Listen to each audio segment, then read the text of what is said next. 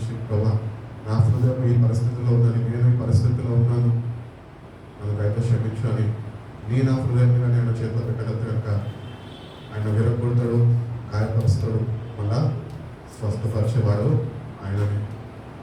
మనం ఏం చేయాలంటే మన హృదయం ఆయన చేతిలో పెట్టడానికి ఇష్టపడాలి. సో మనం మన జీవితంలో ఇప్పటి వరకు చాలాసార్లు దేవునికి చెప్పుకుంటాం, ప్రభా నీ కొరకే జీవిస్తాను అని తీర్మానాలు చేసుకుంటాం, కానీ తీర్మానాలు ఏమాత్రము మనము వాటి మీద నిలబడి ఉంటాం లేని పరిస్థితుల్లో మనం ఉంటుండొచ్చు. కానీ దేవుడు తెలియజేస్తున్నాడు, ఈ ఒక్కసారికి ఒక తీర్మానాన్ని చేసుకొని ఆ తీర్మానాన్ని నువ్వు కానీ నాకు అప్పగిస్తే కనుక నేను స్థిరపరుస్తాను. మనం ఒక డెసిషన్ చేసుకుంటే ఆ డెసిషన్ మేకింగ్ అనేది కూడా మనకి తెలియాలి. ఆ డెసిషన్ మేకింగ్ కూడా మనం గ్రహించి మనము పలానా తీర్మానం చేసుకుందాం అన్నప్పుడు మన వ్యక్తిగత జీవితాల్లో దేవుడిని అడగాల, ఏమనంటే ప్రభా నేను నీ కొరకు జీవిస్తాను, ఈ తీర్మానాన్ని నేను నీ చేతికి అప్పగిస్తున్నాను, ఈ తీర్మానాన్ని నువ్వు స్థిరపరచునైనా అని దేవుడిని అడిగినప్పుడు దేవుడు స్థిరపరచకపోతే మన తీర్మానాలు స్థిరపడవు. కాబట్టి మన వ్యక్తిగత జీవితాల్లో మనము తెలుసు, మన జీవితాలు మనకి ఎట్లున్నాము, దేవుని సన్నిధిలో దేవుని వాక్యం చదువుతున్నప్పుడు మన జీవితం ఏంటో వాక్యం మన అర్థంలో నుంచి దేవుడు మనల్ని ప్రతిసారి ఆయన సరి చేస్తూనే వస్తున్నాడు. కనుక మనం కానీ నిజంగా దేవునికి కానీ మన హృదయాన్ని అప్పగిస్తే కనుక, అడిగితే కనుక ఆయననే నా జీవితాన్ని ఆయన వాక్యంలో స్థిరపరుస్తాం. ఆయన వాక్యంలో ఆయన స్థిరపరిస్తే మనం ధైర్యంగా వాక్యం మీద ఆధారపడే జీవితాన్ని మనము కలిగి ఉండగలుగుతాం.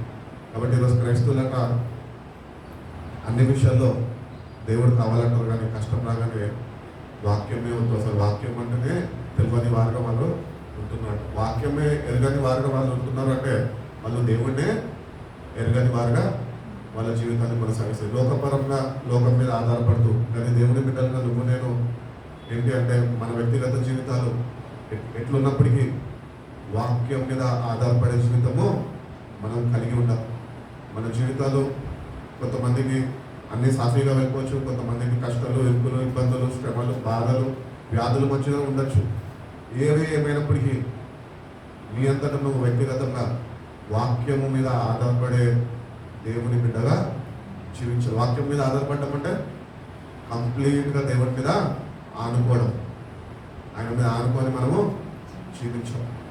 సో నా జీవితంలో ఇప్పటి వరకు మనము అట్లాంటి అనుభవంలో లేమేమో, కానీ దేవుడు తెలియజేస్తున్నాడు, అనుభవంలో నేను నా పరిశుద్ధాత్మ చేత మిమ్మల్ని నడిపిస్తాను అని దేవుడు తెలియజేస్తున్నాడు.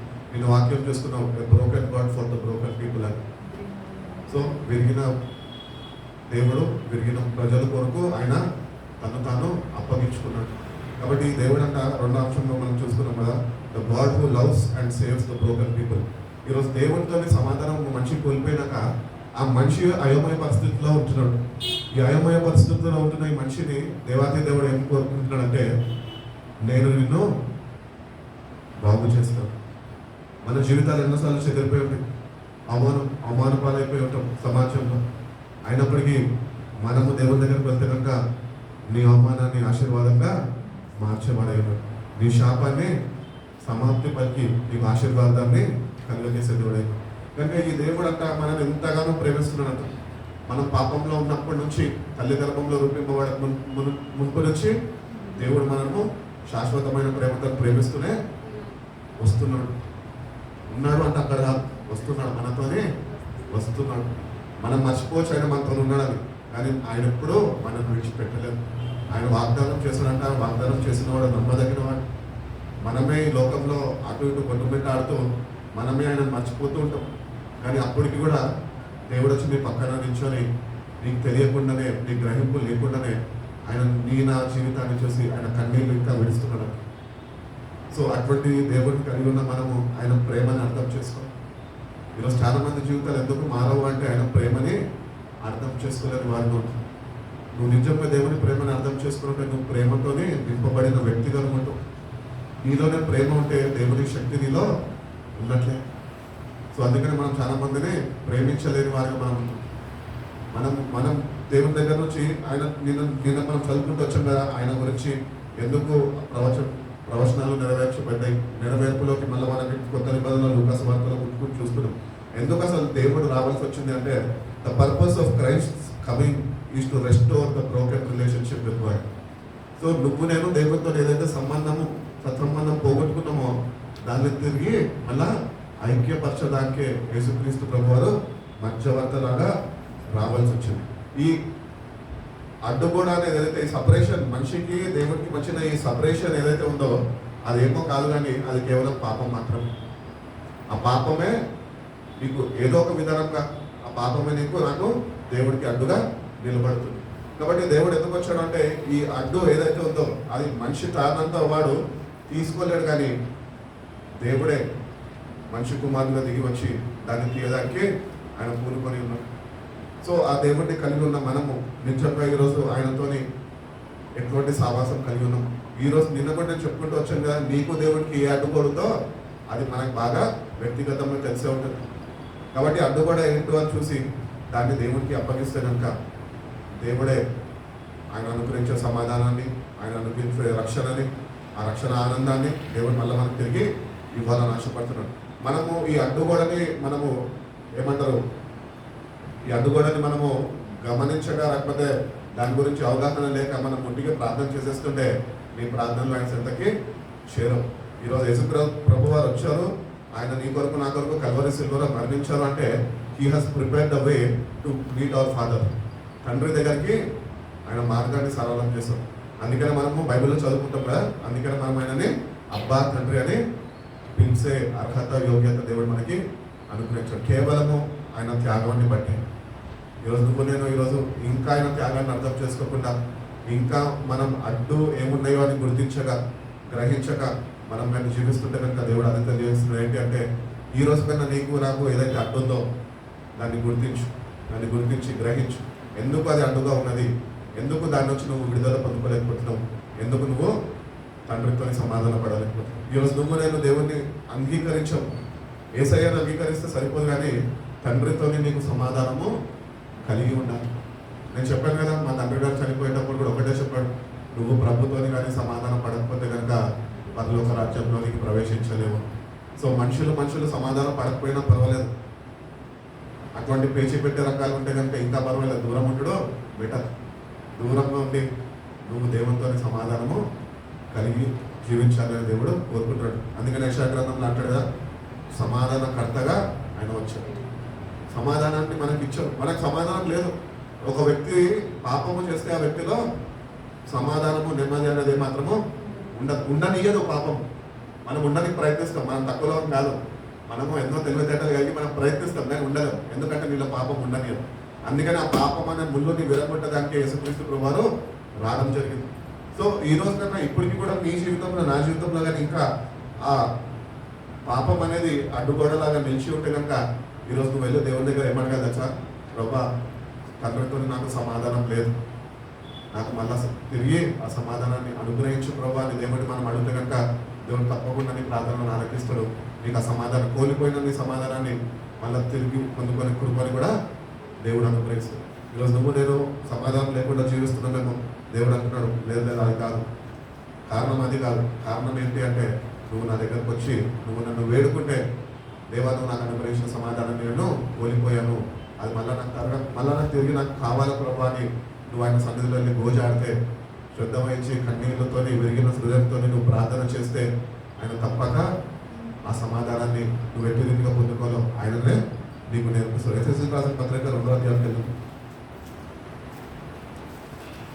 సో చెప్పాను కదా, యేసుక్రీస్తు ప్రభువారు ఎందుకు వచ్చారంటే the purpose of Christ coming is to restore the broken relationship and to demolish the wall of separation. ఈ ఎడబాటు అనేది చాలా భయంకరమైనది. నిన్న కూడా చెప్పుకుంటూ వచ్చాను కదా, మనం ప్రేమించే వాళ్ళు ఒకవేళ మనం విడిచిపెట్టి వెళ్ళిపోయారనుకోండి, అది కొన్ని రోజులు, కొన్ని నెలలు, కొన్ని సంవత్సరాలు అది ఆ ఎడబాటు అనేది చాలా నొప్పి కలిగిస్తుంటుంది మనకి. ఆ నొప్పి ఆయన భరించి, ఆ నొప్పిని నువ్వు భరించలేవని తెలిసి అందుకని ఆయన సిలువని కోరుకొని ఉన్నాం. ఆయన నీ కొరకు మరణించాం. మన స్థానాన్ని, మనము శిక్ష విధి లోనవ్వాల్సిన మన శిక్షను ఆయన తీసుకున్నాం. ఎందుకంటే ఆయనకు తెలుసు ఈ ఎడబాటు అనేది ఎంత భయంకరమైన నొప్పో ఒక మనిషికి.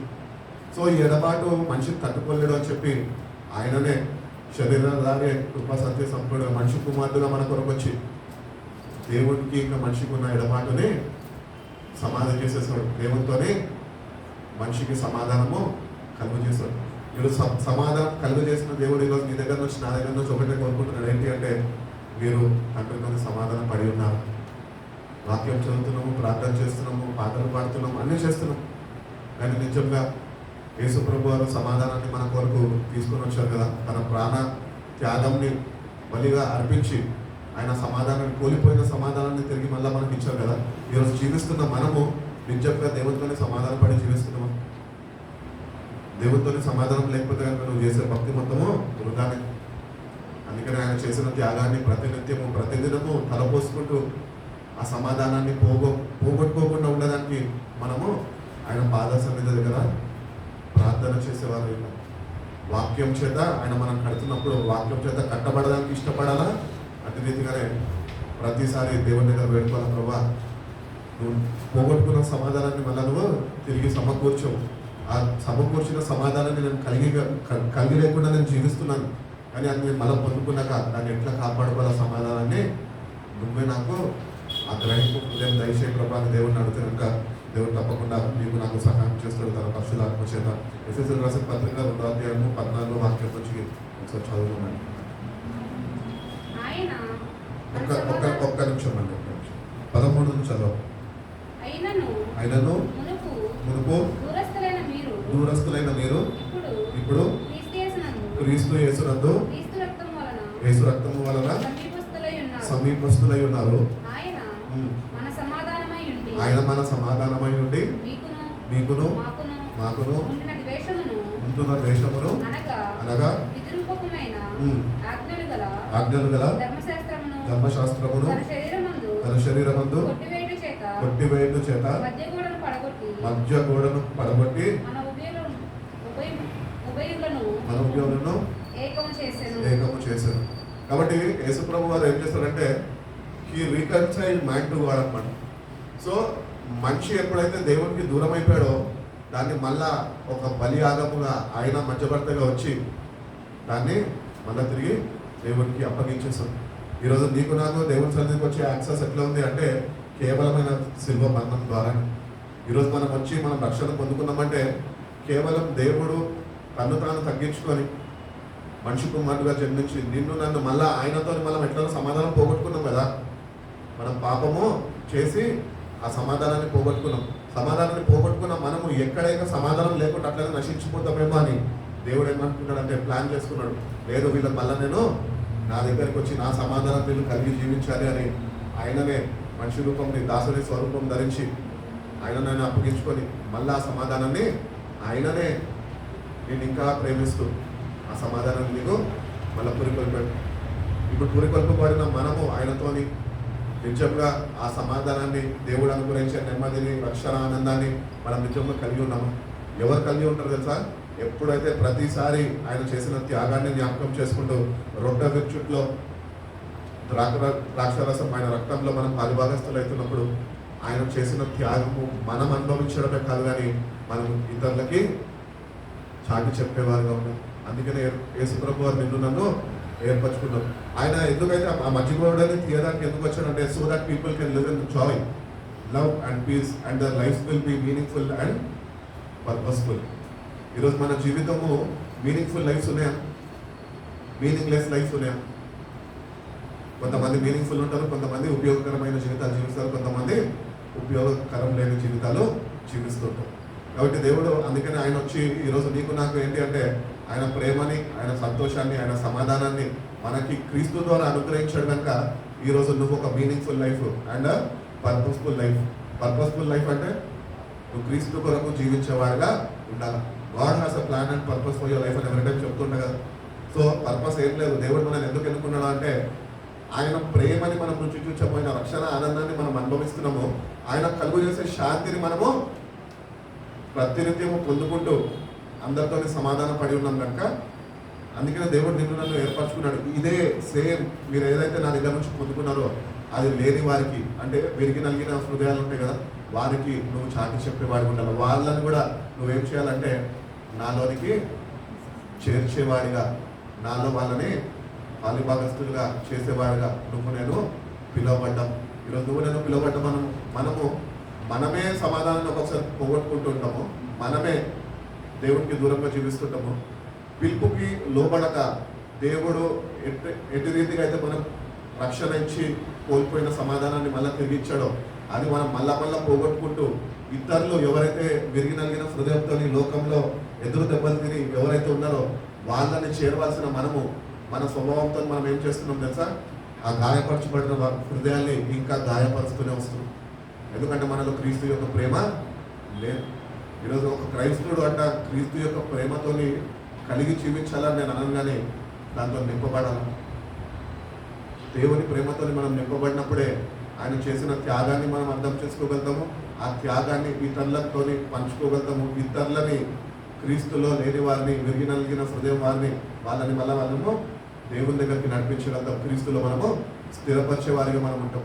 అప్పుడు దానికి మనకి ఏం కావాలంటే దేవుని యొక్క ప్రేమ కావాలి అని దేవుడు చెప్తున్నాడు. కీర్తనల గ్రంథం 34:18 చూడండి. 34:18, 34:9. విరిగి నలిగిన హృదయం కలిగిన వారికి యెహోవా ఆసన్నుడు, ఆయన రక్షించును. నీతిమంతుడికి కలుగు ఆపదలు అనేకములు వాటి అన్నింటిలో నుంచి యెహోవా వాటిని విడిపిస్తాడంట. ఇంగ్లీష్ బైబిల్ ఎట్లా చెప్తుందంటే the lord is close to the broken hearted and saves the crushed in spirit. So కొంతమంది హృదయాల లోపల గాయపరచబడి ఉంటారు. ఇప్పుడు ఒక వ్యక్తికి గాయము తగిలిందనుకో ఎదుటి వ్యక్తి వెంటనే ఫస్ట్ ఎయిడ్ చేయగలుగుతాడు, గాయాన్ని కట్టగలుగుతాడు. అదే ఒక వ్యక్తి హృదయంలో గాయపరచబడ్డాడనుకో ఆ గాయాన్ని కట్టేది మనిషి వల్ల అవుతుందా? అవ్వదు. ఆ గాయం కట్టాల్సింది కేవలం క్రీస్తు మాత్రమే. ఆయన కడితేనే ఆ గాయాలు కట్టబడతాయి. మనుషులు ఎన్ని మాటలు చెప్పి ఎంత ఓదార్చడానికి మనం ప్రయత్నించినా కూడా గాయము మానదు. కానీ యేసయ్య కానీ దాన్ని కట్టగంట ఆ గాయం మానుతుంది. హల్లెలూయా. ఆయన కడతాడండి. ఆయన కట్టేవాడు. విరిగి నలిగిన హృదయాన్ని ఆయన కట్టేవాడు.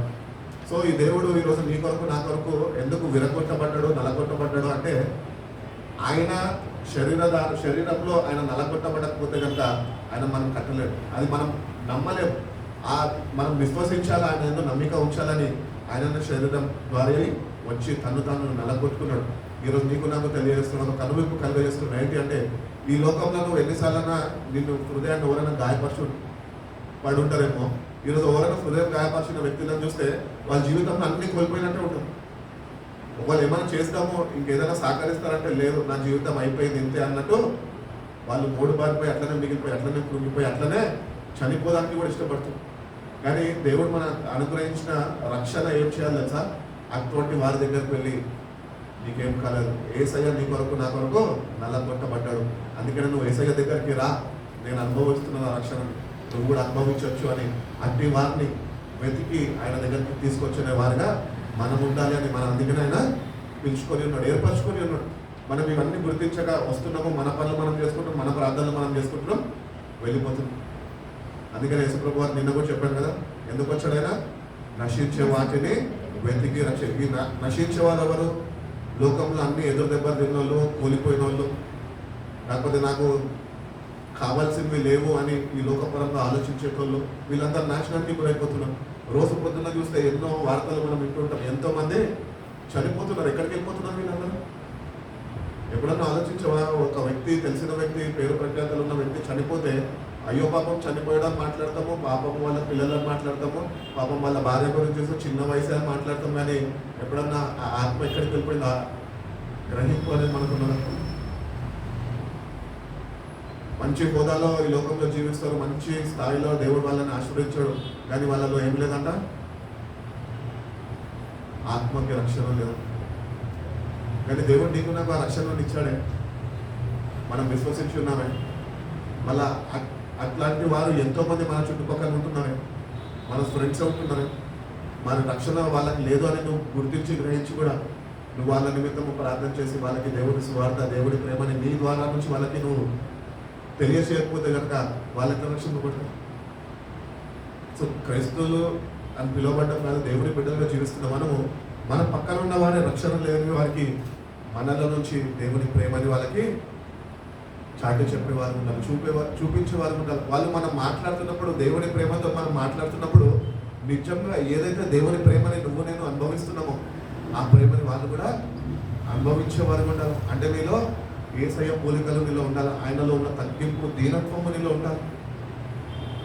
నువ్వు ఏదో వాళ్ళ ముందు వెళ్ళి నేను ఉన్నాను నీకు తోడ నాలుగు కన్నీళ్లు కావక్కర్లే, నీలో నుంచి పరిశుద్ధాత్ముడు ఎవరు కన్నీళ్లు రాణించి వాళ్ళ హృదయాన్ని మారుస్తారు.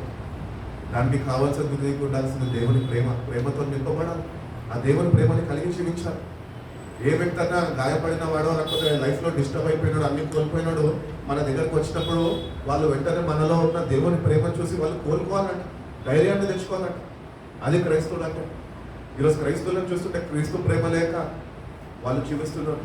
వాళ్ళకంటే వాళ్ళు సెల్ఫ్గా ఆలోచించుకుంటూ ఇతరుల గురించి అసలు ఏమాత్రం శ్రద్ధ వహించక నాకేంటి ఎవరంటే పోతే నాకేంటి అన్న స్వభావం వ్యక్తపరచుకుంటూ ఉంటున్నారు. కానీ మనం అట్లా ఉండడానికి లేదు. మనం ఇటు వారిని మనం గుర్తించాలంటే, ఇటు వారిని మనం ప్రేమించాలంటే, ఇటు వారి గురించి మనం ప్రార్థన చేయాలంటే, అంతేకాక మనకు వీలైనంత దేవుని ప్రేమని వాళ్ళ పట్ల మనం చూపిస్తూ వాళ్ళని కూడా ఆ నాశనం నుంచి, నశించే వాళ్ళ నుంచి రక్షింపబడిన వారిలోనికి క్రీస్తు ప్రేమ ద్వారా నువ్వు నేనే వాళ్ళని రక్షణ బాటలోకి నడిపించే వారిగా మనం ఉన్నాం. సో ఈరోజు దేవుని దగ్గరికి మనం ఒక రోజు వెళ్ళబోతున్నాం మనము ఆయనకి ఏం అప్పగిస్తాం అనుకుంటున్నాం? ఇప్పుడు దేవుడు మనకు సమస్తము సర్వము ఇచ్చేసాడు. నీకు కావాల్సింది ఏవైతే కోరుకుంటున్నామో అన్నీ ఇస్తున్నాడు. సరే, అనుభవించడానికి సిద్ధపడ్డాము, అనుభవించబోతున్నాము. సరే, కానీ భూమిని విడిచిపెట్టి ఒక రోజు ఆయన దగ్గరికి వెళ్తామే, ఆయన చేసిన త్యాగానికి ఆయనకి బదులుగా ఏం చేయగలుగుతాం? ఆయనకి మన జీవితం ఇస్తే సరిపోతుందా? మనకు జీవితాన్ని ఇచ్చింది ఆయన, మళ్ళీ తిరిగి వెళ్ళి ఈయనకి జీవితం ఇచ్చేస్తే ఏం లాభం? నీ ఇష్టానుసారంగా లోకంలో తిరిగేసి నీ ఇష్టానుసారంగా నువ్వు జీవించేసి నిన్ను నువ్వు పాడు చేసేసుకొని మళ్ళీ తీసుకెళ్ళి నీ జీవితాన్ని ప్రభావ ఏదైనా ఆత్మ చేతికి అప్పగించేస్తుందంటే సరిపోతుందా? ఒక క్రైస్తవుడికి ఉండాల్సిన డ్యూటీ ఏంటి అంటే, దేవుడు నీకు జీవితాన్ని నూతన ప్రారంభించిన దేవుడు నీ దగ్గర నుంచి నమ్మకత్వాన్ని కోరుకుంటున్నాడు. ఆ నమ్మకంగా నువ్వు ఆయన పరిచర్యలో ముందు కొనసాగితే కనుక, నువ్వు దేవుడి కొరకు ప్రయాసపడే వ్యక్తిగా ఉంటే కనుక, నువ్వు దేవుడు చేసిన త్యాగాన్ని దానికి బదులుగా ఏమి చేయాలి తెలుసా? ఒక్క ఆత్మనైనా నాకు అప్పచెప్పాలంట. ఈరోజు మనం నిజంగా అప్పచెప్పే వారికి ఉన్నాము. మన ఆత్మకే గ్యారంటీ లేదు. ఈ భూమి మీద ఏ వస్తువు కొన్నా కూడా గ్యారంటీ ఉంటుంది, కానీ మనిషికి గ్యారంటీ లేదు. ఈ క్షణం ఉంటాడు, వచ్చే క్షణం ఉండకపోవచ్చు. కానీ మనకు ఒక నిరీక్షణ అనే దేవుడు ఇచ్చాడు. ఏంటి అంటే, ఉంటున్న కొద్ది కాలము దేవుని ఏర్పాటులో ఉన్న మనము అట్లీస్ట్ ఒక్క ఆత్మనన్నా రక్షించడానికి ప్రయాసపడాలి, కన్నీళ్లు విడవాలి.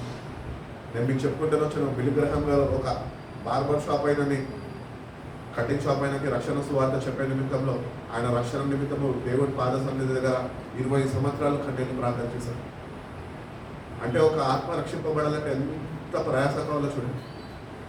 సర్వంని విడిచిపెట్టి కేవలం దేవుడి పాదాన్ని పట్టుకొని ఒక్క ఆత్మ కోసం, ఆ ఒక్క ఆత్మ గురించి ఆయన అంత శ్రద్ధ వహిస్తే, మనం కళ్ళారా చూస్తున్నాం ఇన్ని ఆత్మలు నశించిపోతున్నాయి, ఇంతమంది మన చుట్టూ చనిపోతున్నారు. మనకేమన్నా కొద్దిగా చలనం ఉన్నదా? నేను చనిపోతే నేను ఎక్కడికి వెళ్తా అన్న గ్యారంటీ ఉన్నదా?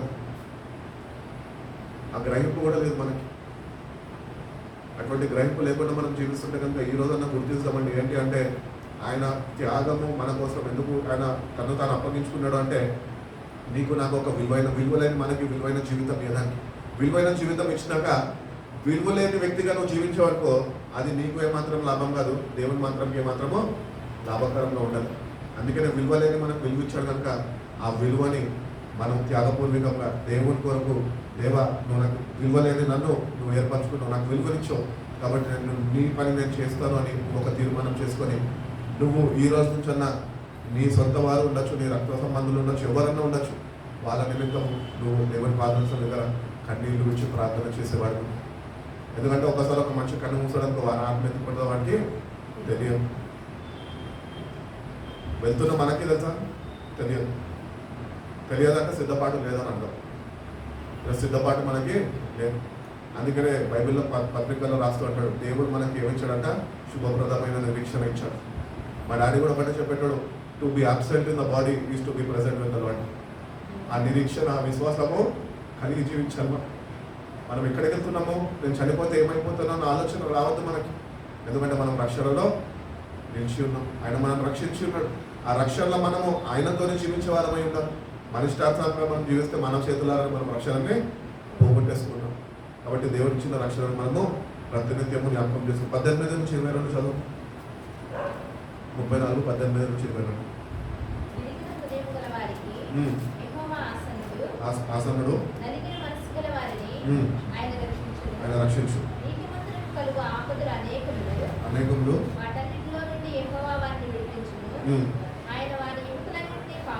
కాపాడును.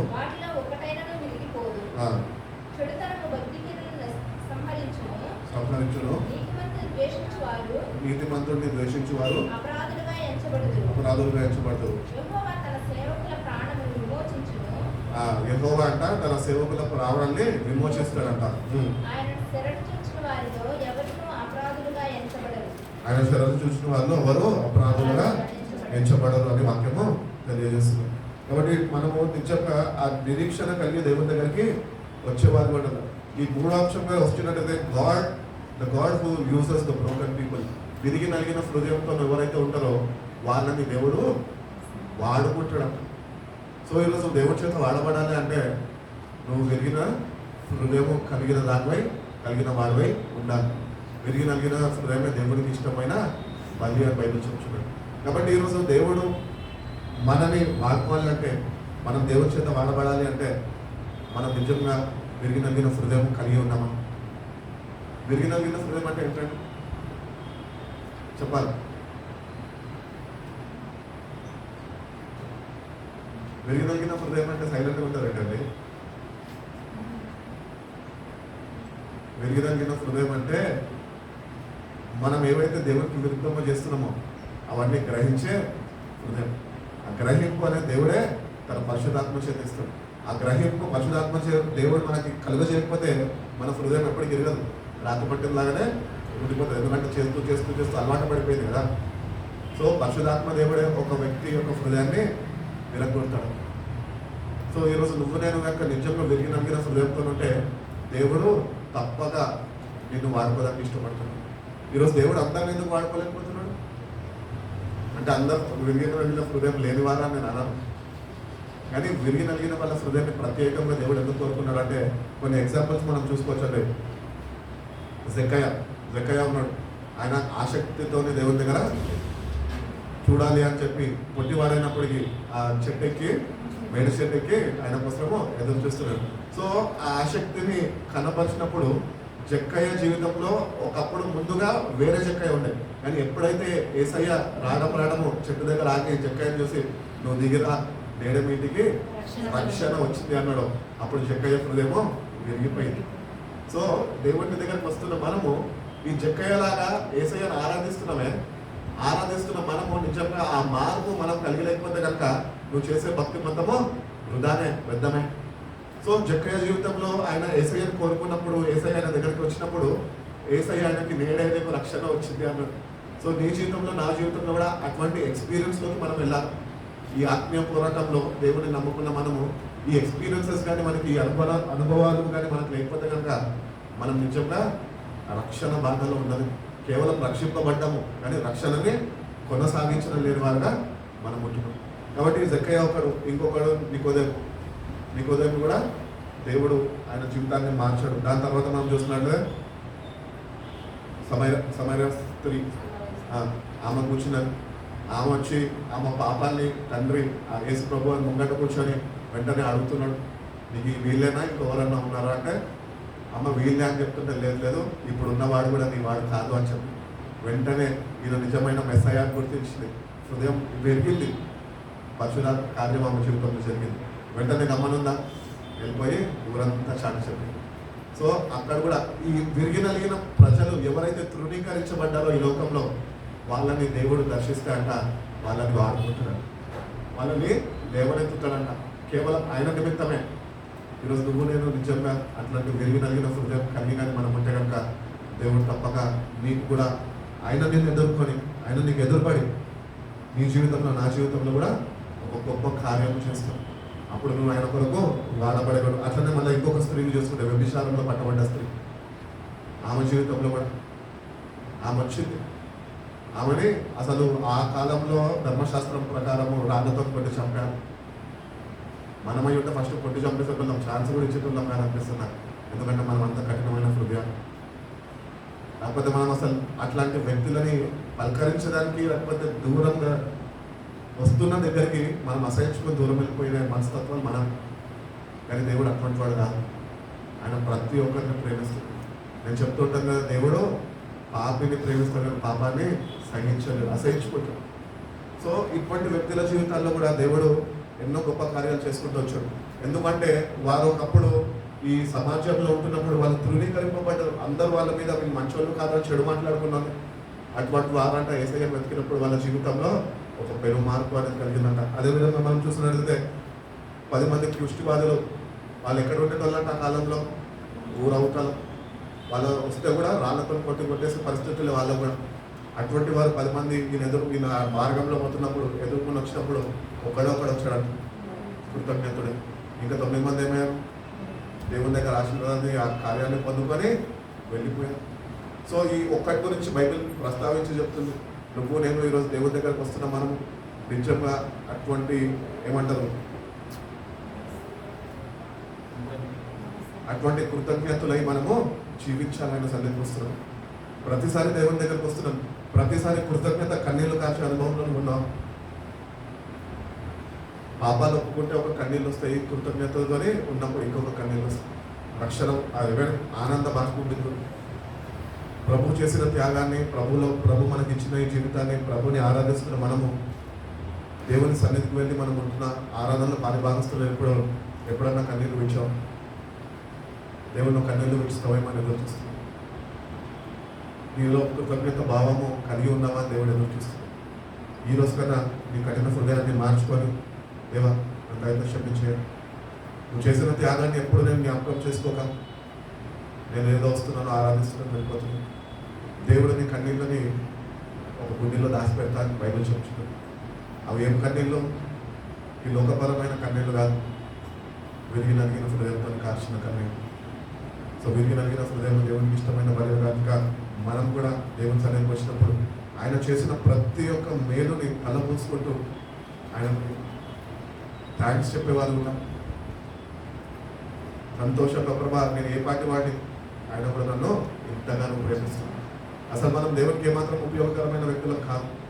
అయినప్పటికీ దేవుడు మనకి అవకాశం మీద అవకాశాలు ఇస్తూ ఈ రోజు కన్నా ఆయన సన్నిధిలో ఆయన చేసిన కార్యాలని, ఆయన చేసిన త్యాగాన్ని తలపోసుకుంటూ గ్రహించి ఆయన ప్రేమలో మనము వేరుపారుతూ ఆ కృతజ్ఞత కన్నీళ్ళు ఆయన పాదాన్ని కడుగుతామేమో అని ఆయన ఎదురు చూస్తున్నాం. కాబట్టి ఏదో ఏడుస్తున్నారని, ఎవరో ఏడుస్తున్నారని ఇతరుల గురించి ఆలోచించకు. నీ ఏపేదో నువ్వేడు అంటారు కదా, అట్లనే దేవుని దగ్గరకు వస్తున్నప్పుడు నువ్వేంటో ఆయన చెప్పు.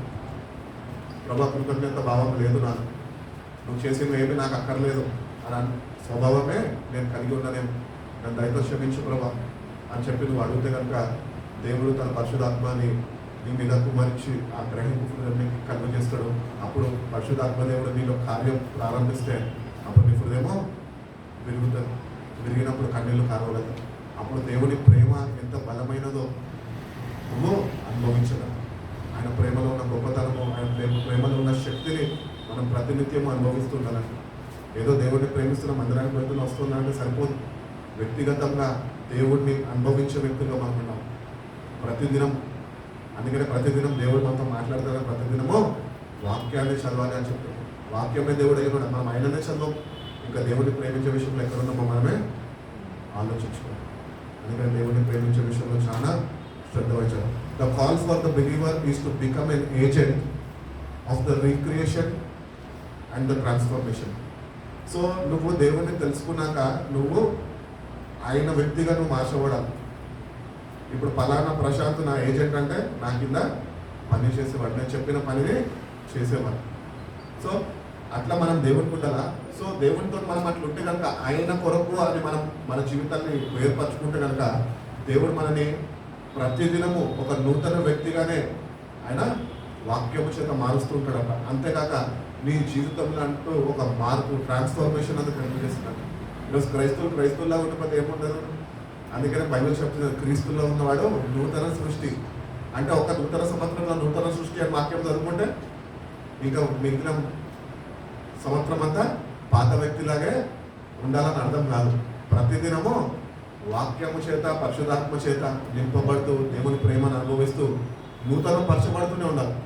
అందుకనే పాట పాడుకుంటారు కదా, నూతన పరచుకునేవా ఎందుకు పాడతారు? అది ఒకటి న్యూ ఇయర్కే వాడతారు, ఎందుకంటే న్యూ ఇయర్ కాబట్టి. వ్యక్తిగతంగా పాడడం ఎందుకు? మనం నూతనంగా చేయబడతలేదు. వాక్యము చదువుతలేదు, వాక్యం మనం సరిచేస్తున్నప్పుడు దానికి లోబడక, దానికి శ్రద్ధ వహించక, మనము క్రీస్తు కొరకు ప్రత్యేకమైన జీవితం జీవించక, పరిశుద్ధాత్మ చేత మనము బాగు చేయబడక పాత వ్యక్తులుగానే ఉంటున్నాం. కాబట్టి దేవుడు అట్టి రీతిగా మనం ఉండాలని కోరుకుంటలేదు, కానీ దేవుడు ప్రతిసారి నువ్వు ఆయన అనుభవిస్తున్నప్పుడు నీలో నూతన కార్యాలు చేయాలని ఆశపడతాను. ఇదిగో నేను నీకు ఒక నూతన కార్యం నేను చేయబోచున్నాను అంటున్నాడు. అది ఎప్పుడు అంటే నువ్వు ఎప్పుడైతే దేవుడి కొరకు నువ్వు ప్రత్యేకించుకుంటావు, సపరేట్ చేసుకుంటావు. సో నువ్వు మైన బిడ్డగా ఉండాలా. క్రియేషన్ని ఇప్పుడు ఈ క్రియేషన్ దేవుడు చేశాడు కదా, ఈ సృష్టిని దేవుడు చేశాడు కదా, ఈ సృష్టిని ఇప్పుడు దేవుడు ఏం చేయాలనుకుంటున్నాడు కదా సార్? రీక్రియేట్ చేయాలనుకుంటున్నాడు. సో ఆ రీక్రియేషన్లో నేను సభ్యులై ఉండాలి, లేకపోతే పాలి భాగస్తులై ఉండాలి. దేవుడు నిన్ను నూతనపరుస్తున్నప్పుడు వాక్యం చేత మనం నూతన వ్యక్తులుగా ప్రతిసారి మార్చబడుతున్నాం. ఇది ఏదో ఒక నెల కోర్సు కాదు, 3 నెలల కోర్సు కాదు. నువ్వు సత్యాంత వరకు నూతనపరచబడుతూనే ఉండాలి. ఎందుకంటే దేవుని వాక్యంలో ఉన్నదా శక్తి. నీకు ఏ మచ్చ డాగు లేకుండా నిందారహితమైన జీవితం కలుగజేసేదే దేవుని వాక్యము. ప్రతి దినము నిన్ను సరిచేస్తాం. పిలిగ్రహం గారు ఆఖరి సమయంలో పడక మీద ఉన్నప్పటికీ కూడా వాక్యం విడిచిపెట్టలేదా? ఇంట్లో పిల్లలకి మనవాళ్ళకి అందరికీ వేసేసి పలానా నా తండ్రి ఇంటికి వెళ్తున్నా. ఆయన ఒక మంచి మాట అన్నాడు, ఒకరోజు మీరు వినబోతారు పిలిగ్రహం చచ్చిపోతారు, కానీ నమ్మద్దు, పిలిగ్రహం సావాడు, ఇంకా సజీవంలో ఉంటాడు, కేవలము అడ్రస్ చిరునామా మారుతుంది అని చెప్పాడు. సో నా జీవితం కూడా ఆ భరోసా మీద మనం జీవిస్తున్న ఈ జీవితంలో ప్రతిదినము దేవుని వాక్యం చేత నూతన పరచబడుతూ దేవుని కొరకు దేవునికి సమీపంగా నశించే ఆత్మల నిమిత్తము ఎవరైతే కోల్పోయి ఉన్నారో, లేకపోతే అన్ని పోగొట్టుకున్నామన్న బాధలు ఉన్న వాళ్ళని క్రీస్తును నిలబెట్టే వారిగా దేవుని ప్రేమని మన ద్వారా వాళ్ళకి తెలియజేసి వాళ్ళని మన అక్షరంలోకి నడిపించవడం. అందుకనే దేవుని మనం ఏర్పరచుకున్నాం. సో ఆ ఏర్పాటుని గుర్తించగా మనం జీవిస్తుంటే కనుక దేవుడు ఈరోజు తెలియజేస్తున్నాడు, నేను నిన్ను ఏర్పరచుకున్న దాని నిమిత్తమే, ఇంకా వేరే ఏమీ నా ఉద్దేశం కాదు. నువ్వు ఎక్కడ ఉంటున్నావు, ఎక్కడ ఉన్నప్పటికీ ఏం చేస్తున్నప్పటికీ నువ్వు దేవుని కొరకు జీవించాలా. దేవుణ్ణి పోగొట్టుకున్నవారు, దేవుణ్ణి కోల్పోయిన వారు, దేవుణ్ణి కలిగిన వారిని వాళ్ళని క్రీస్తులోకి నడిపే వ్యక్తిగా నువ్వు ఉండాలి. యేసుక్రీస్తు ప్రభు వారు దేవుడికి మనకి మధ్యవర్తి ఎట్లయితే ఉన్నాడో, ఈరోజు యేసు ప్రభుకి నశించే ఆత్మలకి మధ్యవర్తిగా నువ్వు నేను ఉన్నామని మనం ఎప్పుడు మర్చిపోతాం. వాళ్ళ నిమిత్తం ప్రార్థన చేయాలి, వాళ్ళ గురించి చాలా కన్సర్న్ కలిగి ఉండాలి, వీలైతే సహాయం చేయాలి, అన్ని విషయాలు వాళ్ళకి తోడుగా ఉండే వాళ్ళకి మనము ఉండాలి. అందుకనే దేవుడు మనల్ని పిలుచుకున్నాడు. కొరింథీయులకు రాసిన పత్రిక మొదటి పత్రిక 11వ అధ్యాయము 26వ వాక్యం. ఇది కూడా చదవాలా బైబిల్ తెచ్చి? అది కూడా బైబిల్ తెచ్చి చదవాలా?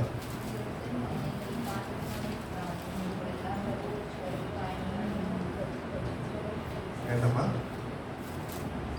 మీరు ఈ రొట్టెని తిని ఈ పాత్రలోని త్రాగినప్పుడల్లా ప్రభువు వచ్చే వరకు ఆయన మరణంను ప్రచురించుదురు. కాబట్టి ఎవడు అయోగ్యంగా ప్రభు యొక్క రొట్టెను తినునో లేక ఆయన పాత్రలోని త్రాగునో వాడు ప్రభు యొక్క శరీరమును గుచ్చియు రక్తమును గుచ్చియు అపరాధి. చాలా సో ఇక్కడ English Bible for whenever you eat and drink the cup you proclaim the Lord's death until he comes. So ఆయన తిరిగి వచ్చేంత వరకు ఈరోజు నువ్వు నేను రొట్టె వేస్తున్నామే, ద్రాక్షారం ఆయన రక్తాన్ని గుర్తుగా తీసుకుంటున్నామే. సో తీసుకుంటున్న మనము అది మనదంటే మన పాపాల నిమిత్తం తీసుకోవడం కాదంట, కానీ నువ్వు ఆయనను అంగీకరించినాక, ఆయన నీ కొరకు తన శరీరాన్ని అప్పగించి తన తర్వాత రక్తాన్ని కాచినాక, ఇది నన్ను జ్ఞాపకం చేసుకున్నటకు మీరు చెయ్యుడి అని చెప్పినప్పుడు నువ్వు అది ఆయన జ్ఞాపకం చేసుకోవడమే కాదు, కానీ నువ్వు ఆయన చేసిన త్యాగాన్ని ఇతరులకి చాటు చెప్పేవారు. నిజంగా బలారాధనకు వస్తున్నాం మనం, నిజంగా బలలో పాలుభాగస్తులు అవుతున్నాము. బల్ల తీసుకొని ప్రతి నెల ఒక మొదటి వారము ఆఖరి వారము ఎట్లా సంఘాల్లో ఎట్లా ఏర్పరిస్తే అట్లా తీసుకుంటున్నాం మనము. ఆయన గురించి మనం చెప్తున్నాము, ఎవరికన్నా చెప్తాను. మా గోళ మాకే అంటే పక్కన కూడా మనకెందుకన్నా మనం మీకు బైబిల్ క్లియర్గా చెప్తుంది. నువ్వు ఎప్పుడైతే ఇది తీసుకుంటావు, you have to proclaim the lord's death until he comes. ఆయన వచ్చేంత వరకు యేసయ్య మన కొరకు, మనుషుల కొరకు, మనుషుల పాపాల నిమిత్తము చనిపోయాడు. ఆ మనుషుల పాపాల నిమిత్తం చనిపోయాడు కాబట్టి యేసయ్య దగ్గర పాప క్షమాపణ ఉంది అని చెప్పే బాధ్యత ప్రతి ఒక్కరి మీద దేవుడు నిలిపి ఉన్నాడు. అది నువ్వు గుర్తించగా, గ్రహించగా, నువ్వు ఎవరితో నీకు చెప్పకపోతే కనుక పొరపాటు ఎవరిది? దేవుడుదా. ఎవరు నాకు చెప్పలేదు కదా అంటే అప్పుడు ఒకటే అంటాడు, ఏమ్మా నీ బైబిల్ దిగలేదా, బైబిల్ చదవలేదా నువ్వా అంటాడు. అందుకనే వాక్యం చదువుతున్నప్పుడు వాక్య ప్రకారం మనం జీవించేవారు ఉన్నాం. సో ఆయన జన్మ, ఆయన మరణము, ఆయన పునరుద్ధానము, ఆయన మళ్ళీ తిరిగి రాబోతున్నాడు. ఇవి మనము చెప్పే బాధ్యత దేవుడు మన గురించి. సో బలలోకి వెళ్తున్నప్పుడు మనం చాలాసార్లు ఏమని ప్రార్థన చేసుకుంటాము? ప్రభా, తెలిసి తెలియక చేసిన పాపాన్ని క్షమించిన అయినా ఇంకెప్పుడు చేయకుండా కృపను అనుగ్రహించు ప్రభా అని అంతా మంచిదే. కానీ తిరిగి వెళ్ళా మళ్ళీ అదే చేస్తుంది, అలవాటు అయిపోయింది. కానీ ఎప్పుడన్నా నిజంగా ప్రభు యొక్క సంస్కారం వచ్చినప్పుడు బైబిల్ ఇప్పుడు చదువుకున్న వచనం ప్రకారం ఎప్పుడైనా ప్రార్థన చేసావు వెళ్ళదు కదా? ప్రభా, నన్నటి రీతిగా నేను ఉంటాను ప్రభా, నీ మరణాన్ని, నీ జన్మము, నీ మరణంలో, నీ పునరుద్ధానంలో నేను ఇతరులకి ప్రకటిస్తా ప్రభా అని ఎప్పుడన్నా ప్రార్థన చేసుకున్న వాళ్ళతో చేపట్టినప్పుడు సామాన్యంగా చేసుకో, మర్చిపోతాం. మనది మనమే, మన పాపాలు మనమే, చేసిన పాపాలు ఒప్పుకుంటామో తిరిగి వెళ్ళి మళ్ళా అట్లనే జీవిస్తాం. లేదండి, ఆయన చెప్పినట్టు మనం చేస్తే కనుక మన జీవితంలో ఒక మార్పు వస్తుంది. నువ్వు ఇతరులకి రక్షణ సువార్తని చెప్పేవాడిగా ఉండగలవు. దాంట్లో చేపడుతున్నప్పుడు మనము జాగ్రత్త పడుతూ ఉంటాం, భయభక్తులతో వస్తుంటాం. ఆయన చేసిన త్యాగాన్ని జ్ఞాపకం చేసుకుంటాం. ఆ త్యాగము ఆయన జ్ఞాపకం చేసుకోమని చెప్పినప్పుడు ఆయన నిన్నొక్కడు కూడా, నీకు ఇంకొకటి కూడా చెప్తున్నాడు. ఏంటి అంటే, ఇది ఒకటి నన్ను జ్ఞాపకం చేసుకున్నట్టు కాదు, కానీ ఇదైతే నువ్వు లోకంలో చాటించవు. నువ్వు చెప్తానే ఉండాలా, ఆయన వచ్చేంత వరకు, రాకపోతే నువ్వు పోయేంత వరకు. అది నీ బాధ్యత, దేవుడు నీకు అప్పగించావు. దాన్ని సరిగ్గా నువ్వు నిర్వర్తిస్తున్నావు. దేవుడు అడుగుతాడు, నేను నీకు బాధ్యత పెట్టాను, నువ్వు ఎందుకు ఆ బాధ్యతని శ్రద్ధ వహించక నా మరణాన్ని, నా పునరుద్ధానాన్ని, నా రక్షణని తనతో ఎందుకు చెప్పకుండానే బలలో ప్రవేశించావని కూడా అడుగుతాడు. కాబట్టి ఈరోజు నీ మీద, నా మీద బాధ్యత ఉంది. ఆయన వచ్చేంత వరకు మనము ఆయన గురించి ప్రకటించే వారమై ఉండాలి. ప్రకటించాలి అంటే మన సొంతగా మనం ప్రకటించలేము, కానీ పరిశుద్ధాత్మ దేవుని సహాయంతోనే మనం ప్రకటించేవారు. ఆయన పునరుద్ధాన శక్తితో మనం నింపబడాలి. క్రైస్తవుడు అంటే ఈరోజు ఎట్లున్నాడంటే ఏదో క్రైస్తవుడుగానే ఉన్నాడు, కానీ ఆత్మతో నడిపింపబడేవారుగా ఏమాత్రము లేవు. సో ఈరోజు నువ్వు నేను ప్రకటించకపోతే కనుక ఈ రోజు నుంచి ప్రకటిస్తాం. The body of Christ is the body of the believers who were called to live and bear the witness for the sacrifice of his love in their own lives by sharing the bread. ఇప్పుడు రొట్టె పంచుకోవడం అంటే ఏంటి? ఇప్పుడు రొట్టెని తీసుకుంటారండి, రొట్టెని తీసుకుంటారు, విరక్ కొడతారు, ఇస్తారు. దానికి అర్థం ఏంటి? వచ్చిన వాళ్ళు తినమనా?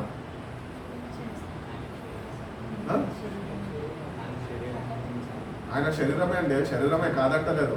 దాని అర్థం ఏంటి అంటే, రొట్టె విరగొట్టబడ్డది, అది ఆయన జ్ఞాపకం చేసుకుంటున్నాము. అది ఇవ్వబడ్డది అంటే పొద్దుకున్న రక్షణ నువ్వు ఈ రొట్టెని ఉట్టి మన సంఘస్థులు తినడం కాదంట, నీ పక్కన ఉన్న వాళ్ళకు కూడా పంచిపెట్టేవాడుగా ఉండాలి. అంటే రక్షణ సువార్తని ఇతరులకి అందించేవాడుగా ఉండాలి.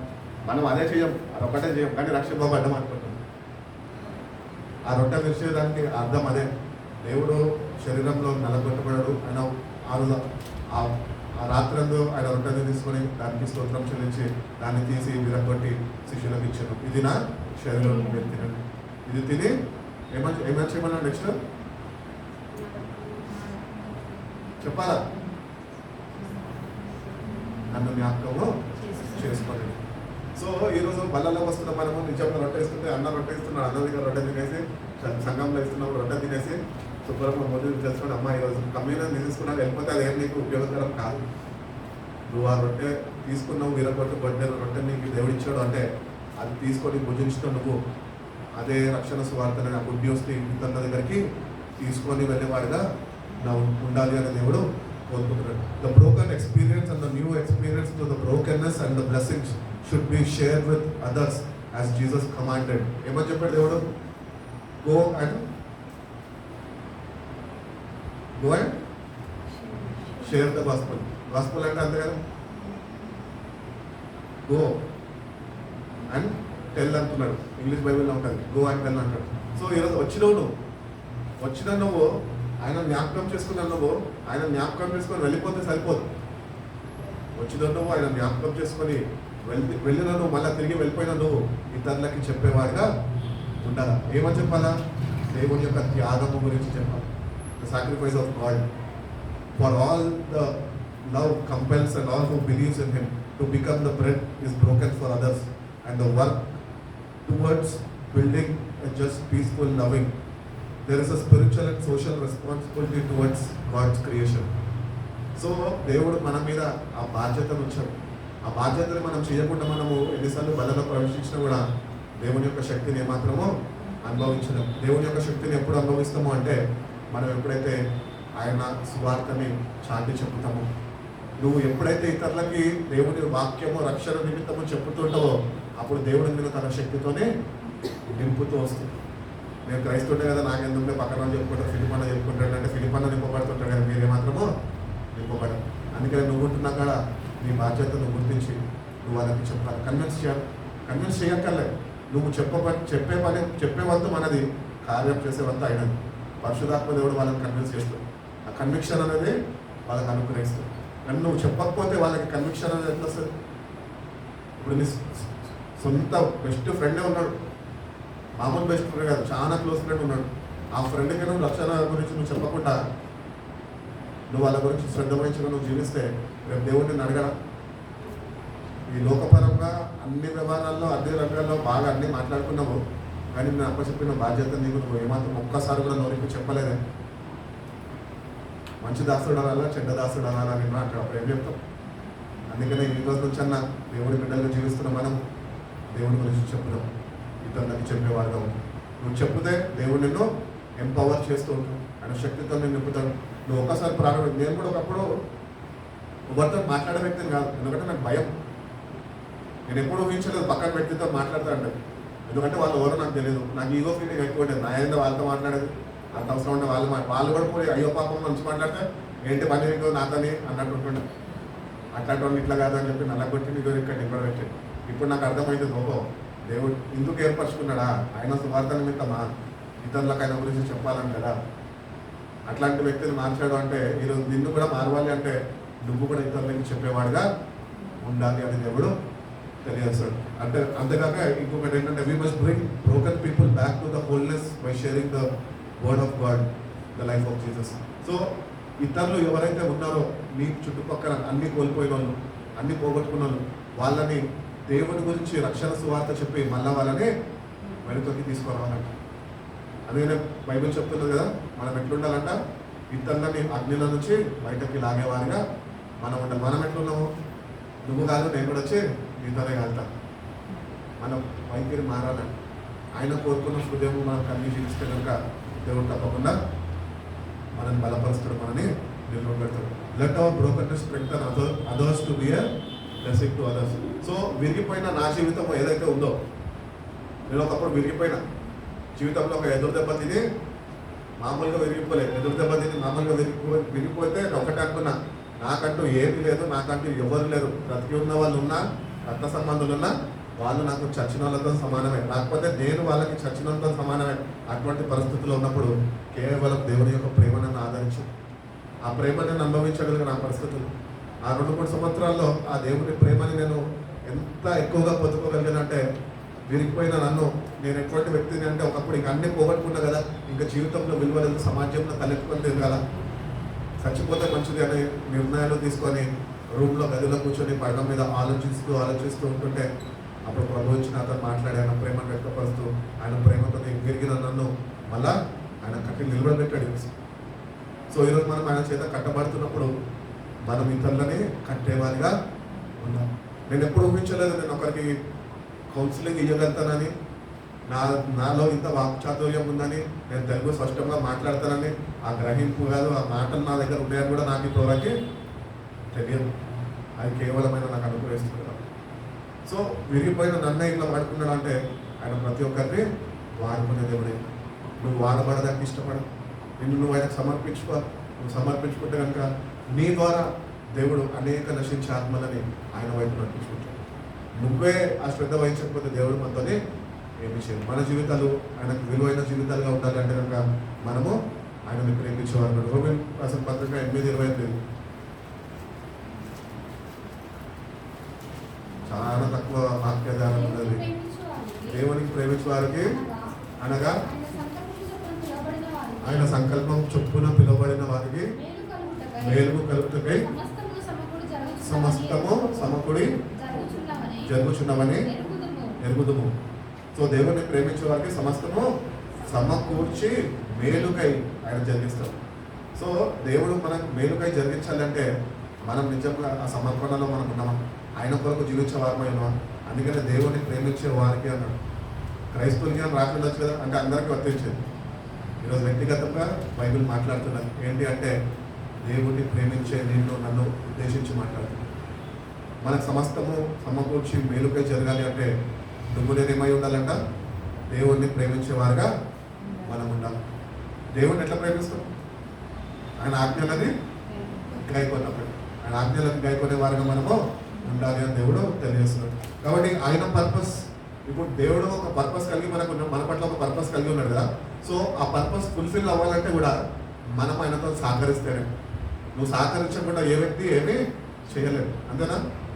సో నువ్వు దేవునికి అనుకూలంగా ఉండి అందుబాటులో ఉంటే, దేవుడు కొరకు నువ్వు ప్రయాస పడితే, దేవుడి రాజ్య విస్తరణ నిమిత్తము నువ్వు ప్రయాసలు పడితే కనుక దేవుడు నువ్వు ఆయనను ప్రేమిస్తున్నావు అని గుర్తించి సమస్తము సమకూర్చి మేలుకై నీకు జరిగిస్తాను అని చెప్తున్నాను. కాబట్టి దేవుడిని ప్రేమించే విషయంలో మనం చాలా శ్రద్ధ వహించి మనం నిత్యం యథార్థ హృదయంతోనండి ఉన్న మనసుతో ప్రేమించే వాళ్ళు మనము ఉండాలి. The broken body of Christ is calling us to believe in him. So ఆ నలగొట్టిబడిన క్రీస్తు యొక్క శరీరం ఏదైతే మనం జ్ఞాపకం చేసుకుంటున్నామో అది ఏమని మనకి ధైర్యాన్ని పురిగొస్తుందంటే, ఆయన నీ కొరకు నలగొట్టాడు కాబట్టి నువ్వు ఆయన యందు నమ్మిక ఉంచు. ఆయన నీ కొరకే వచ్చాడు, శరీరధారిగా వచ్చాడు. వచ్చిన వ్యక్తి 33 సంవత్సరాలు ఇక్కడ బతికినాక ఆయన అప్పగించుకున్నాడు. ఈరోజు మనము యేసయ్య అనుగ్రహించిన రక్షణని పొందుకున్నా కూడా మనము కొన్నిసార్లు కొన్ని పరిస్థితుల్లో ఆయన నమ్మలేం. దేవుడు ఉన్నాడు అసలు దేవుడి మీద నమ్మకమే కుదురుతలే అంటారు కొంతమంది. ఎంత స్వీట్గా అంటారంటే అంత స్వీట్గా అంటారు. నాకేమో లోపల హార్ట్నెస్ బయటకు వస్తుంటుంది. చొప్ప ముక్కడేసి పడితే నీకు ఏ పట్ల అయింది అనిపిస్తుంది. అటు రీతిగా కాదు, మనము నిజంగా దేవుని దగ్గరకు వస్తున్నాం. మనం నిజంగా దేవుణ్ణి అడగాల ఏంటి అంటే, ప్రభా నేను నీ అందు నమ్మిక ఉంచాలా. మనం ఒక్క నమ్మిక అనే విషయంలో కొద్దిగా తప్పిపోయినప్పుడు ఆయన నమ్మలేం. నువ్వు ఆయన నీకు అనుగ్రహించిన నమ్మికలో నువ్వు 100% నమ్మిక ఆయన మీద ఉంచాం. మనం ఎట్లా ఉంచుతాం నమ్మిక? కొన్ని వాటి మీద ఉంచుతాం, కొన్ని వాటి మీద ఉంచాం. ఏమో దేవుడు ఏం చేస్తాడో ఏమో, అక్కడే కోల్పోయింది నమ్మకం. ఏమో అన్నో చూడో అక్కడే మొత్తము కోల్పోయింది. అందుకనే దేవుడి నందు విశ్వాసం ఉంచాం. అందుకనే వాక్యం చదువుతున్నప్పుడు ఆయన త్యాగం, ఆయన దేహాన్ని ఆ శిలువ మీద మనం ధ్యానిస్తున్నప్పుడు ఆయన యందు 100% కాన్ఫిడెన్స్ మనం ఉంచాలి. ఈయన కాన్ఫిడెన్స్ ఇచ్చే దేవుడు, కాన్ఫిడెన్స్ తీసేసే దేవుడు ఏ మాత్రమో కాదు. కాన్ఫిడెన్స్ లేని వారికి కాన్ఫిడెన్స్ ఇచ్చేవాడు. సో మనం ఆయన ఎందుకు కాన్ఫిడెన్స్ ఉంచాలి. To celebrate his unconditional love, ఆయన శాశ్వతమైన ప్రేమని మనం ప్రతినిత్యము అనుభవిస్తూ ఆనందించాలంట. దాన్ని మనం ఆనందిస్తున్నామా? మన ప్రేమ వ్యవహారాలు మనకు సరిపోతున్నాయి తప్ప, మన జీవితాలు మనకు సరిపోతున్నాయి, మన ప్రేమ అనురాగాలు మనకు సరిపోతున్నాయి తప్ప ఆయన శాశ్వతమైన ప్రేమని మాత్రము మనము అనుభవించి దానిలో ఆనందించలేకపోతున్నాం. కాబట్టి to live with him and proclaim him and glorify him. So ఆయన నామాన్ని మనము ప్రకటిస్తూ ఆయనని మహిమపరుచుతూ ఉండాలంట మనం. అందుకనే దేవుడు మనని పిలుచుకొని ఉంది. సో ఈరోజు నువ్వు నేను నిన్నటి నుంచి చదువుకుంటూ వచ్చాము, broken God for the broken people, God who loves and saves the broken people. ఈరోజు వచ్చేసి the God who uses the broken people. So ఈ మూడు మనం చదువుకున్నాము. సో ఈరోజు నువ్వు ఏ పరిస్థితుల్లో ఉన్నప్పటికీ నువ్వు కానీ దేవుని దగ్గరికి వెళ్తే ఆయన నిన్ను కడతా అంటున్నాడు, నేను నిలబడి పెడతా అని దేవుడు తెలియజేస్తాను. ఫిలిప్ రసం గారు ఒక మాట అన్నారు ఏంటి అంటే, Jesus Christ is a God in human flesh and the story of his life, death and resurrection is the only good news in the world will ever can hear. ఈ లోకంలో యేసుక్రీస్తు ప్రభు యొక్క జన్మ, ఆయన చరిత్ర, ఆయన జీవితము, ఆయన మరణము, ఆయన పునరుద్ధానము, ఇది ఒక్కటే రక్షణ సువార్త ఈ లోకము వినాలని ఆశపడుతున్నాడు. సో వినాలి అని లోకం ఆశపడుతున్నాడు. చెప్పాలని ఆశ నీకుందా?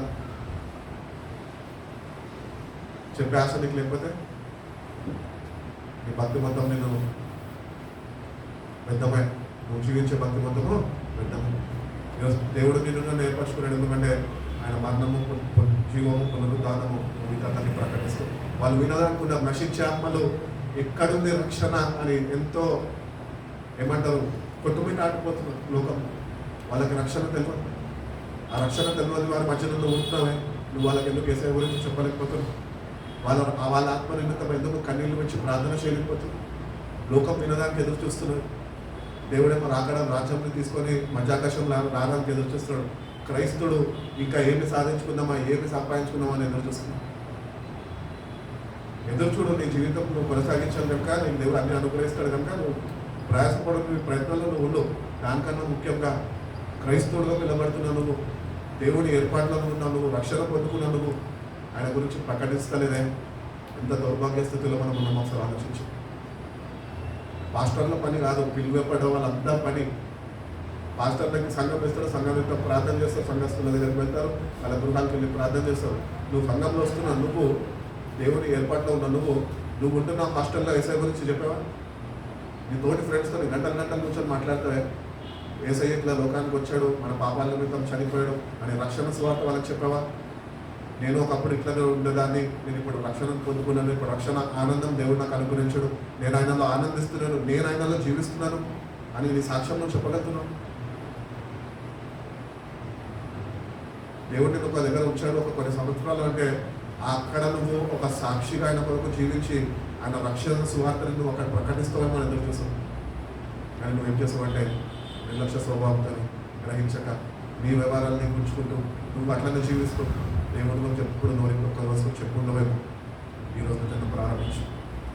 దేవుడిని అడుగు, ప్రభా ఇంతకాలం 5 సంవత్సరాలు నా ఫ్రెండ్స్తో రూమ్మేట్స్తో ఉండి వాళ్ళతో అనేక విషయాలు లోకపరమైనవి ముస్లిం ముచ్చట్లలో నేను నిమగ్నమైపోయి సమయాన్ని వృధా చేసేసేదాన్ని.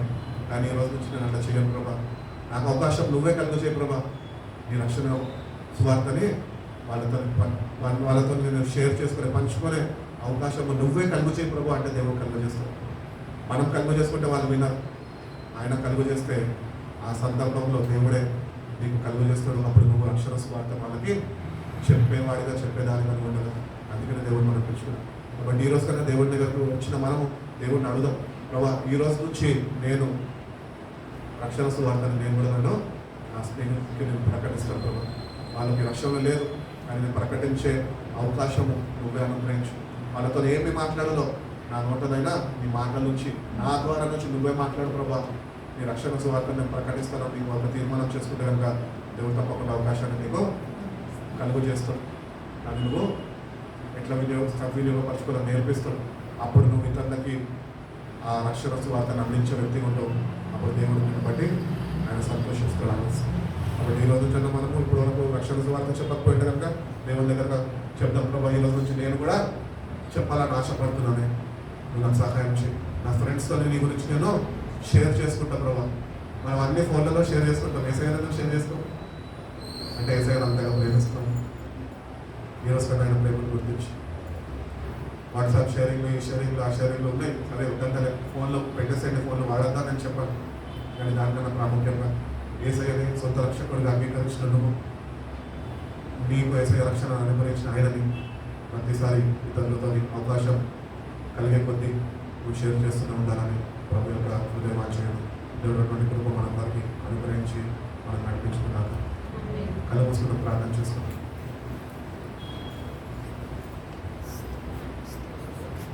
పరిశుద్ధుడు ప్రేమకలు చేసే గొప్ప తండ్రినైనా మా కొరకునైనా నీ కుమారుని పంపించబడ మా కొరకునైనా నాకు విరగొట్టబడ్డాడు, నలగొట్టబడ్డబడు మా యొక్క మరణం వరకు ప్రభు ఆయన సహించాడు ప్రభు. మన రక్షణను అనుగ్రహించాడు. నీతోనైనా మాకు సమాధానం కలుగజేసిన ప్రభు. దాన్ని బట్టి నీకు వందనాలు చెల్లిస్తున్నాను.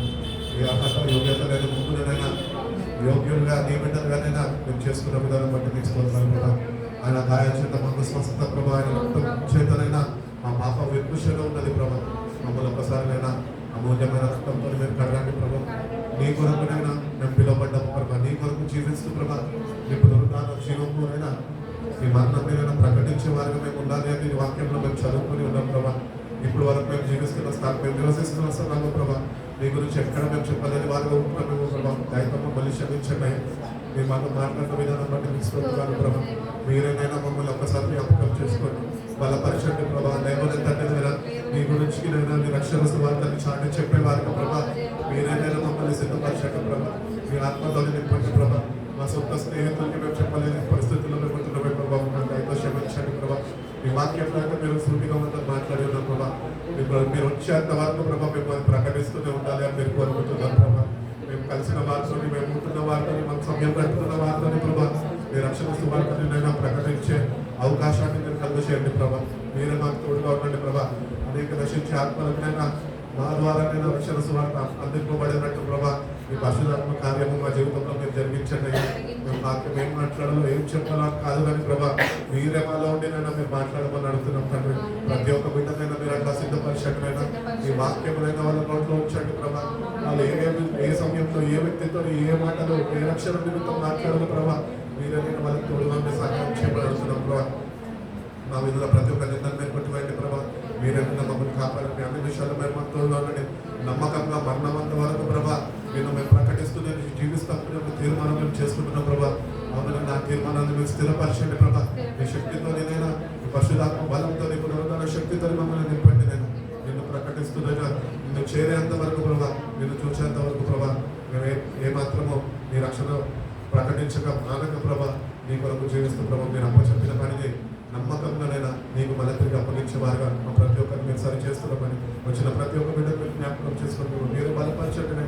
మీ వాక్యంలోనైనా సమృద్ధిని వాళ్ళు అనుభవించే కృపను వాళ్ళకి దయచేయమని మీ వాక్యంలోనైనా వాళ్ళ జీవితాలు నాటపడేటట్టు ప్రభావ మీరైనా వాళ్ళని సరి చేయడం ప్రభావ మీరైనా పరిశుధాత్మకైనా వాక్యంలోనైనా మీరు స్థిరపరచండి ప్రభావ. వాక్యం మీద ఆధారపడే జీవితాలకు ప్రతి ఒక్కరికి మీరు కలుగు చేయమని అడుగుతుంటారు. మీ వాక్యంలో శక్తి ఉన్నది ప్రభావ. మీ వాక్యంలో సమస్తం ఉన్నది. నేను ఒక మనిషికి కావాల్సిన ప్రతి ఒక్క పరిష్కారము నీ వాక్యమే ప్రభావ మీరే ఉన్నారు ప్రభావ. కనుక మీరేనైనా మీ వాక్యం మీద మేము సమృద్ధిగా కలిగి జీవించి నేను ఇతరులకి నేను రక్షణ చెప్పేవారిగా నేను మమ్మల్ని ప్రతి ఒక్కరిని మీ శక్తితో నింపి నేను మీరు నూతన కార్యాలు జరిగించి మీ కొరకు విలువైన పాత్రలుగా మేము వాడబడే కృపలు ప్రతి ఒక్కరికి మీరు దయచేస్తూ ప్రతి ఒక్క బిడ్డను మీ చేతులకు అప్పగిస్తూ మీ చేతులకు ప్రతి ఒక్క బిడ్డను మీరు ఆశీర్వదించమని ప్రతి ఒక్క బిడ్డను బలపరచమని నేను క్రీస్తున్నామంలో ఈ ప్రార్థన అడిగి వేడుకొచ్చిన పరమ తండ్రి తండ్రి కుమార పరిశుద్ధాత్మ దేవుని యొక్క శాంతి సమాధానం ఆదరణ ఫలాకాలం తోడుగా ఉండి మనల్ని నడిపించును గాక. గాడ్ బ్లెస్ యు ఆల్ అండి. రేపు మాండే థర్స్డే